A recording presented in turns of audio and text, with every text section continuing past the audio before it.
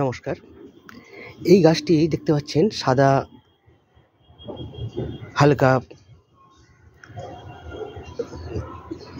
লাল রঙের, মানে গোলাপি লাল। এই গাছ নাম হচ্ছে নয়নতারা। একে গ্রামের অনেকেই বলে থাকেন পয়সা ফুলের গাছ। সাধারণত এটা বর্ষাকালে এর ফুল বেশি হয়, তবে সারা বছর ফুল সমৃদ্ধ থাকে গাছে গাছে। এই গাছটি পাতা, গাছ ও মূল ওষুধ হিসাবে ব্যবহার করা হয়। সাধারণত ডায়াবেটিস বা মধুমেহ রোগের ক্ষেত্রে এই গাছটা ব্যবহৃত হয়। এছাড়া রক্তস্রাবেও এই গাছ কিন্তু বিশেষভাবে কাজে লাগে।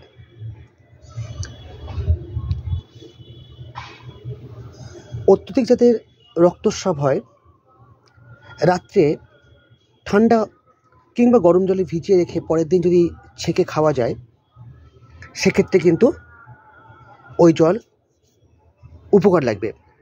এর পাতাটা যদি কেউ মুখে নেয়, দেখবে বেশ খানিকটা তিতো মতো।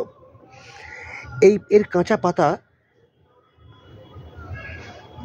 বিষনাশক। কীটপতঙ্গের যদি কামড়ায়, কীটপতঙ্গ কিংবা বিভিন্ন পোকামাকড় যদি কামড়ায়, সেক্ষেত্রেও এর রস লাগালে কিন্তু বেশ খানিকটা আরাম পাওয়া যাবে। এছাড়া হাই ব্লাড প্রেশার এবং নার্ভাস সিস্টেমের কিছু কিছু ক্ষেত্রে এই গাছের রস ব্যবহার করা যেতে পারে।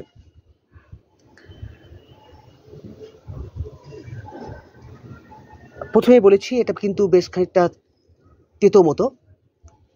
তেতো হওয়ার কারণে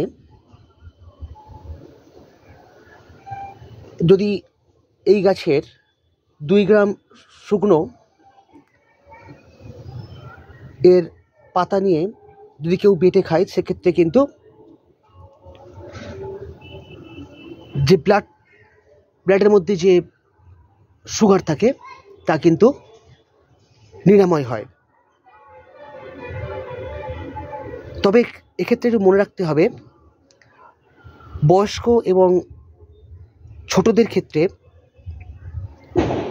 এর রস ব্যবহারের আগে কিন্তু একটু পরিমাণটা ভেবেচিন্তেই দিতে হবে।